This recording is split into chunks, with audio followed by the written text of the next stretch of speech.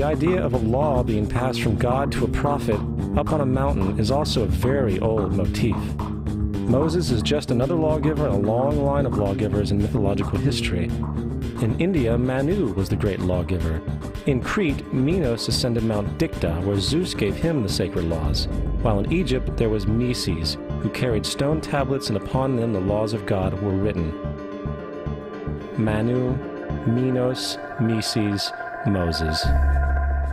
And as far as the Ten Commandments, they are taken outright from spell 125 in the Egyptian Book of the Dead. What the Book of the Dead phrased, "I have not stolen," became "Thou shalt not steal." "I have not killed," became "Thou shalt not kill."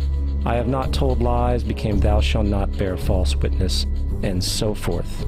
In fact, the Egyptian religion is likely the primary foundational basis for the Judeo-Christian theology. Baptism, afterlife, final judgment, virgin birth, death and resurrection, crucifixion, the Ark of the Covenant, circumcision, saviors, Holy Communion, Great Flood, Easter, Christmas, Passover, and many, many more are all attributes of Egyptian ideas long predating Christianity and Judaism. Justin Martyr, one of the first Christian historians and defenders, wrote, "When we say that he, Jesus Christ, our teacher, was produced without sexual union, was crucified and died and rose again and ascended into heaven, we propound nothing different from what you believe regarding those who you esteem sons of Jupiter." In a different writing, Justin Martyr said, "He was born of a virgin, except this in common with what you believe of Perseus."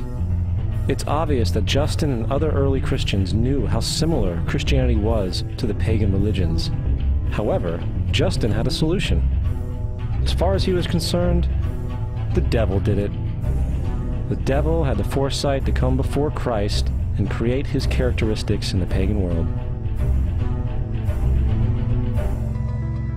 Fundamentalist Christianity, fascinating. These people actually believe the world is 12,000 years old. Swear to God.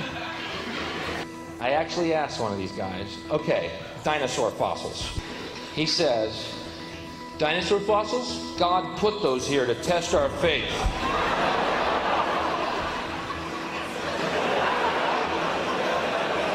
I think God put you here to test my faith, dude.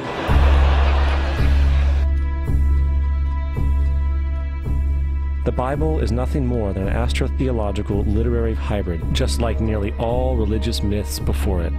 In fact, the aspect of transference of one character's attributes to a new character can be found within the book itself.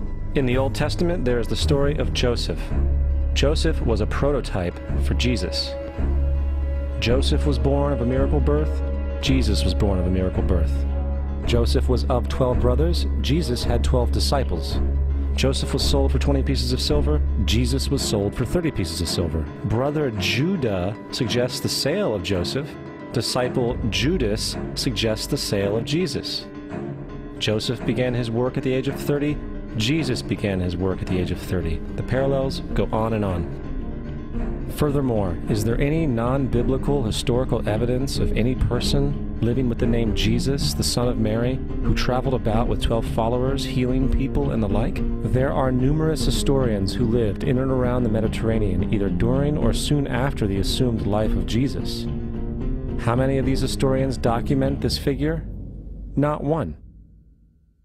However, to be fair, that doesn't mean defenders of the historical Jesus haven't claimed the contrary. 4 historians are typically referenced to justify Jesus' existence. Pliny the Younger, Suetonius, and Tacitus are the first 3. Each one of their entries consists of only a few sentences at best, and only referred to Christus or the Christ, which in fact is not a name but a title. It means the Anointed One. The 4th source is Josephus, and this source has been proven to be a forgery for hundreds of years. Sadly, it is still cited as truth. You would think that a guy who rose from the dead and ascended into heaven for all eyes to see and performed the wealth of miracles acclaimed to him would have made it into the historical record. It didn't, because once the evidence is weighed, there are very high odds that the figure known as Jesus did not even exist.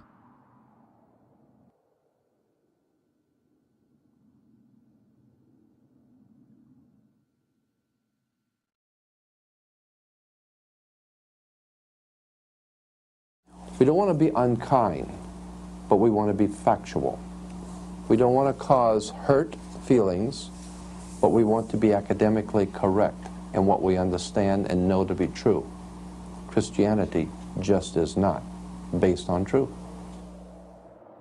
We find that Christianity was in fact nothing more than a Roman story, developed politically. The reality is, Jesus was the solar deity of the Gnostic Christian sect. And like all other pagan gods, he was a mythical figure. It was the political establishment that sought to historize the Jesus figure for social control. By 325 AD in Rome, Emperor Constantine convened the Council of Nicaea. It was during this meeting that the politically motivated Christian doctrines were established, and thus began a long history of Christian bloodshed and spiritual fraud. And for the next 1600 years, the Vatican maintained a political stranglehold on all of Europe, leading to such joyous periods as the Dark Ages, along with enlightening events such as the Crusades and the Inquisition.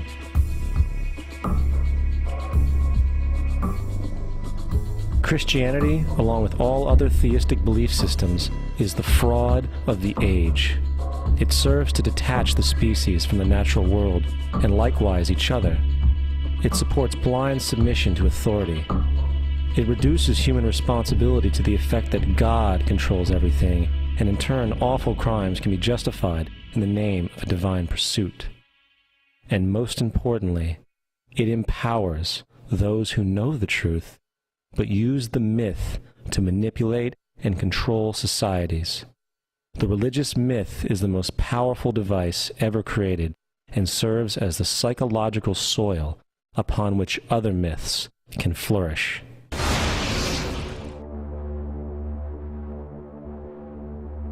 A myth is an idea that, while widely believed, is false. In a deeper sense, in the religious sense, a myth serves as an orienting and mobilizing story for a people.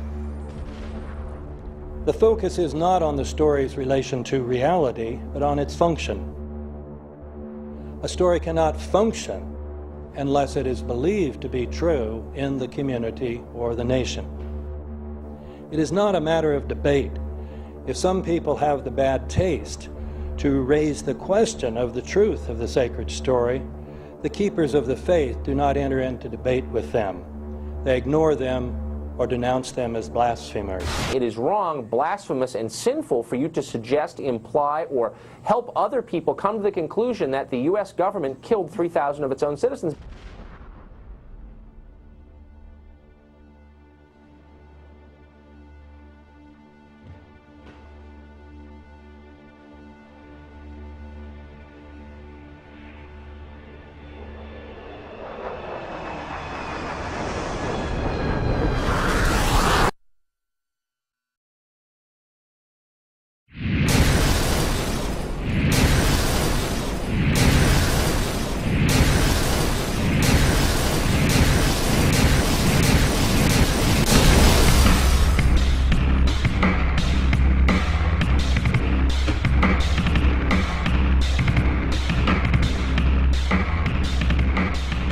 As if a demolition team set off when you see the old demolitions of these old buildings. It looks like one of those scenes of an old building being purposely dynamited and blown up. Anybody who's ever watched a building being demolished on purpose knows that if you're going to do this, you have to get at the under-infrastructure of a building and bring it down. The way the structure is collapsing, this was the result of something that was planned. It's not accidental that the first tower just happened to collapse and then the second tower just happened to collapse.